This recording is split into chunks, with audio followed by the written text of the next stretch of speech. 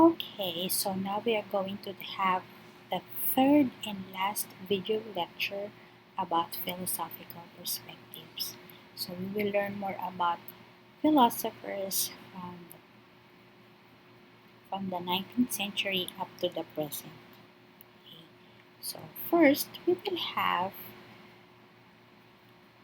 the first philosopher named Sigmund Freud. Well, actually, he is not really a philosopher. He is a neurologist by profession. Sigmund Freud is from Austria.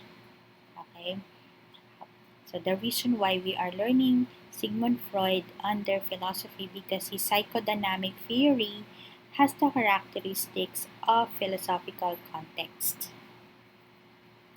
Sigmund Freud is also one of the pioneering figures in the field of psychology.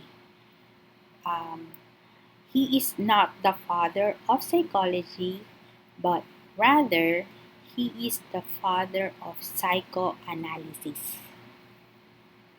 Okay, so you might get confused. Okay, so Sigmund Freud is the father of psychoanalysis. Okay, so what is psychoanalysis? It is the study of the unconscious mind. Okay, so what is the unconscious mind? Okay, so it is repressed through thoughts, or these are the repressed thoughts and memories. Okay, so this is saying. So, okay, so what is psychotherapy? This is what he does. Okay, so psychotherapy involves free association and dream analysis. Okay, so because he believes that there's such thing as psychic energy. Okay, so in free association, it means that, you know, Sigmund Freud, whenever he has a patient, he will ask the patient what he or this object. Okay, he will show an object, and we will ask what, how can you associate this, or what is the relationship of this object to your life, like that, sort of like that. That's free association, so that he will be able to somehow dig what is in unconscious. And then also in psychotherapy, he has dream analysis. Actually, um, Sigmund Freud has a book about dreams. Okay. So the patient will tell him about his dream, and then Sigmund Freud will tell the interpretation of such dream.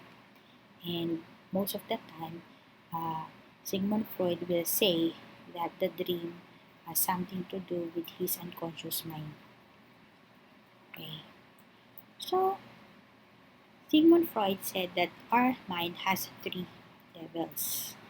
So the id, the ego, and the superego. So the id is the pleasure principle, and it's the core of personality. And id is already functional at birth. Okay. So id, okay, is into instant gratifications. Remember the babies, okay, when they are hungry, they wanted their mommies to feed them immediately because they won't stop crying until they are fed, right? Or if they poop or meet or peed, right? They wanted their parents' attention so that they will change the diapers, right? So that's what it does. Now, ego is the reality principle. Okay, so it mediates the impulses of the id and the states of the superego, because if id wants instant gratification, right, superego is into delaying gratification. Okay, so what is superego if that's the case? So this is, okay, dependent on learning the experience between the right and wrong. Okay, so you can see on the illustration, it's more of the morality. Okay, so morality of actions is largely dependent on childhood upbringing, particularly on rewards and punishments. Okay. So id says I want, ego says I will, superego says I should. So what must you do? And ego is the one that balances the two. Okay. So humans, according to Freud, has two instincts. So what are the instincts? So for Freud, instincts are the mental representations of the physical or bodily need. Okay.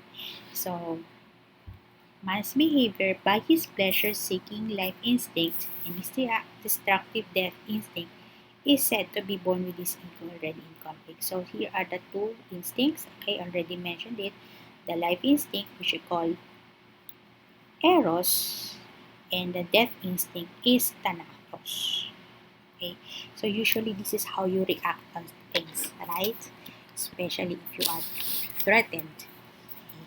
Because survival, right? So Freud said that man lives his life balancing the forces of life and death. True, right? Survival. Okay, so there should be a balance between the two, or else there will be conflict in us. Okay, so like what I've said a while ago, Freud said that our mind is has a deep or a big part of the unconscious or subconscious, unconscious, subconscious. Somehow they are the same. Okay, and it is uh, illustrated, okay, using an iceberg, right? In iceberg, we can only see this big, but actually, when you go deeper in the ocean, actually, the iceberg is really a big chunk of ice. Okay, so unconscious, subconscious, they're just the same. Okay, so uh so Sigmund Freud said that libido, or the energy or the current, okay, it is the energy of the eros or the life instinct. So it includes urges necessary for individual and species survival, like thirst, hunger, or sex. Okay. And man,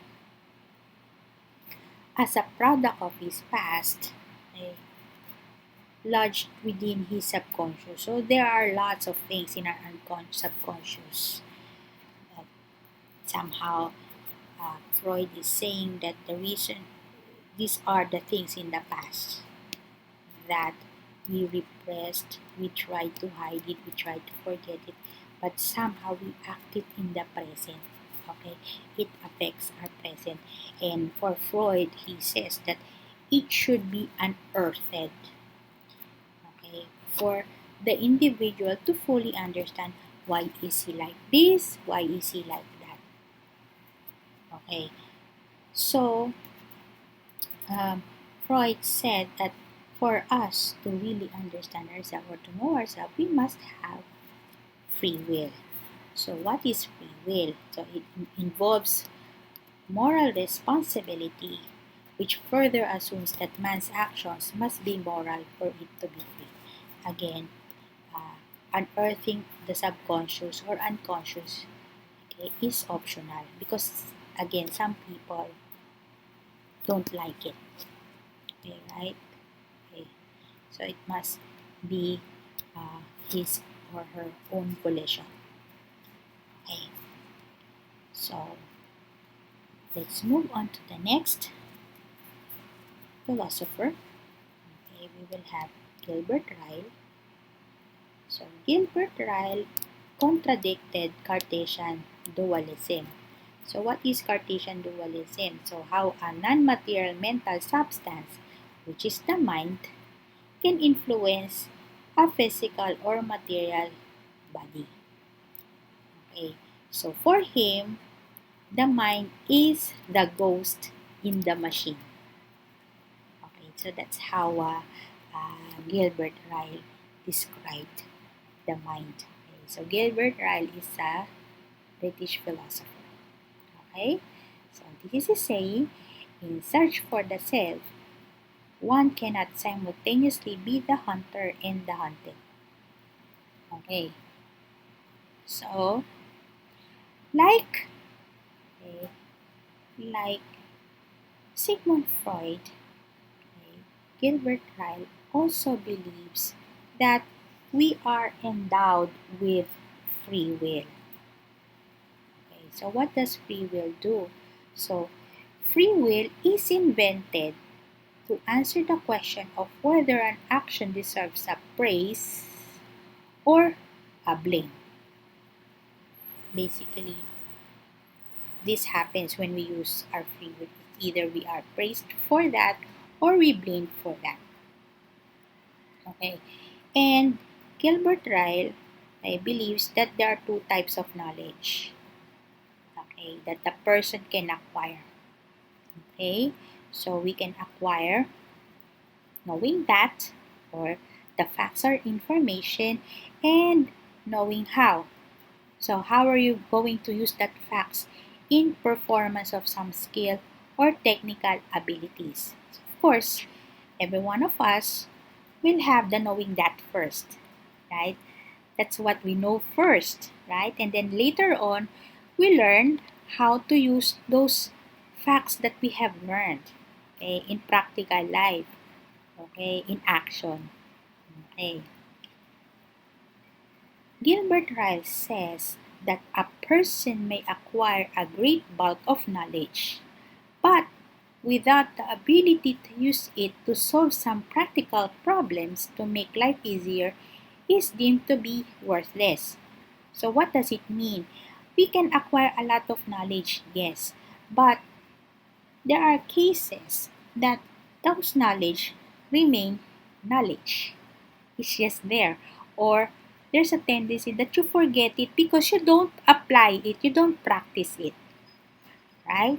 For example, I've learned a foreign language when I was in college, but since I don't speak that language, I wasn't able to master it, and actually I have already forgotten it.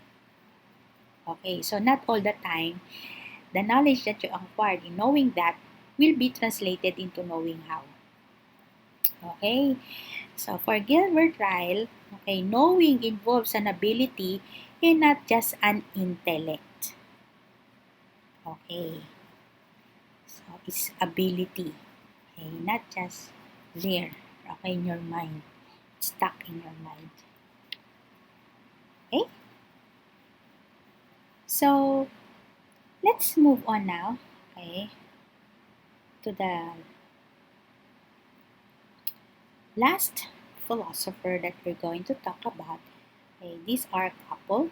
Okay, and actually, yes, they're still alive until now. Okay, so Patricia and Paul Churchland. So see, I didn't put any dates. Okay, so because they're still alive. Okay, the last time I checked on the internet, they're still alive. Okay, so the couple, okay, studied the philosophy of the mind. Okay, the philosophy of science, neuroscience, and psychology. So, actually, they are what you call the founders of neurophilosophy. Yeah, so, again, neurophilosophy is the study of the philosophy of the mind, the philosophy of science, neuroscience, and psychology. Okay, so it aims to explore the relevance of neuroscientific experiments or studies to the philosophy of the mind. Okay. So, for them, okay, here are the major key points of neurophilosophy. Okay, so it says that neuroscience found out that there is no causal relationship between the brain and the mind. Okay, so brain, of course, is part of the body, and mind is actually something. Okay, they are not related with each other because although the brain would still be associated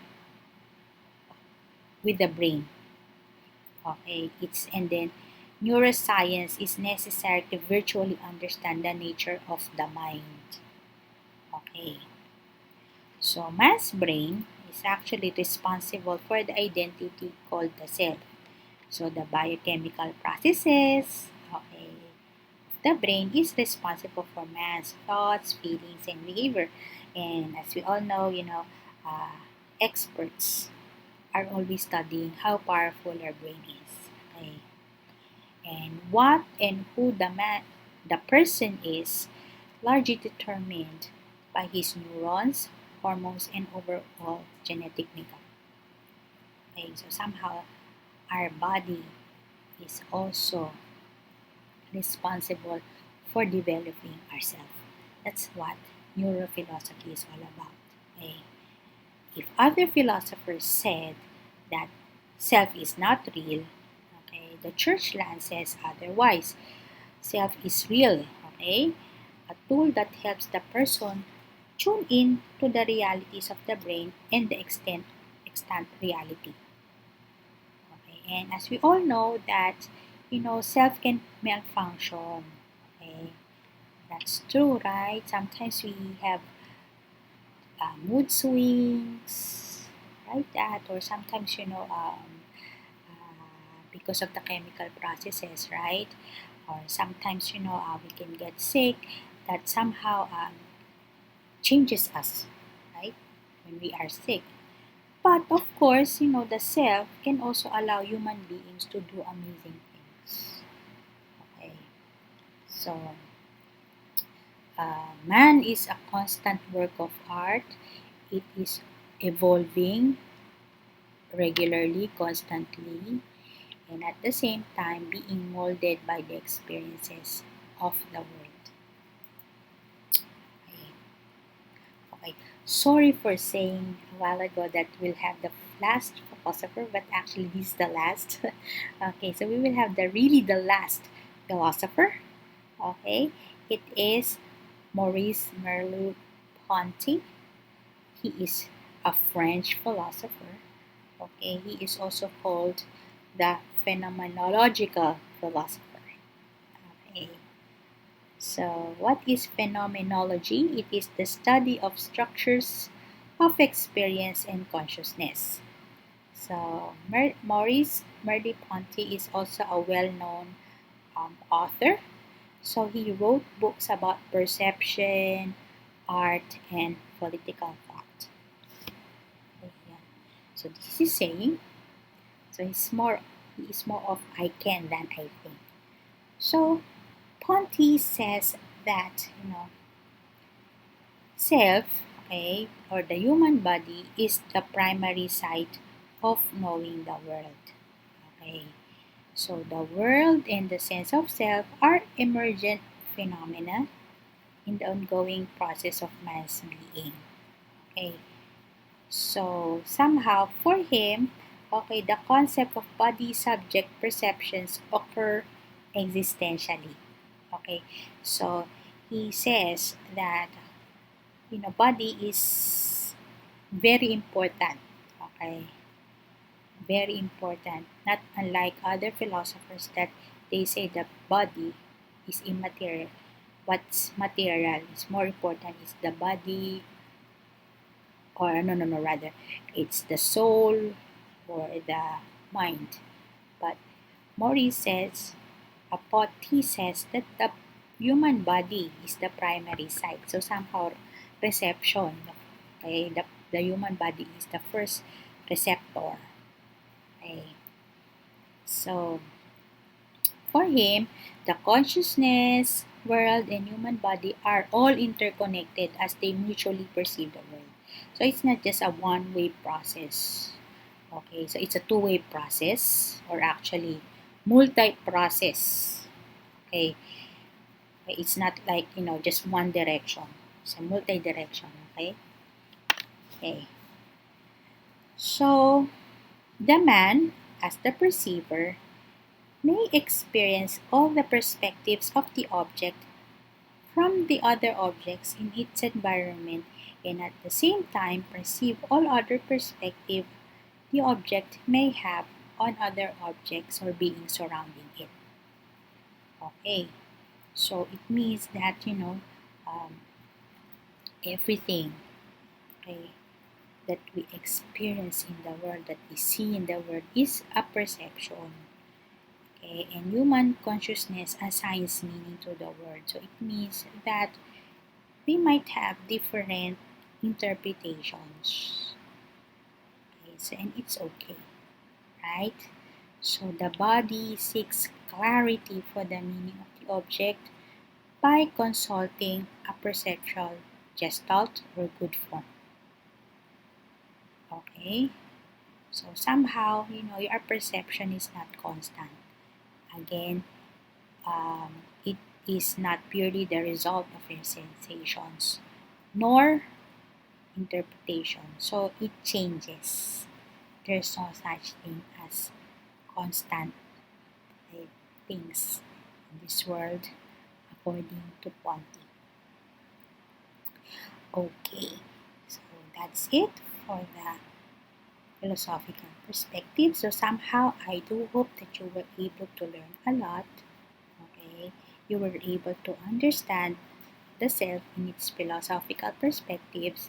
So be ready for our next set of activities. So if you have any questions, please don't hesitate to ask me a question about the topic. So stay safe, study hard, and God bless.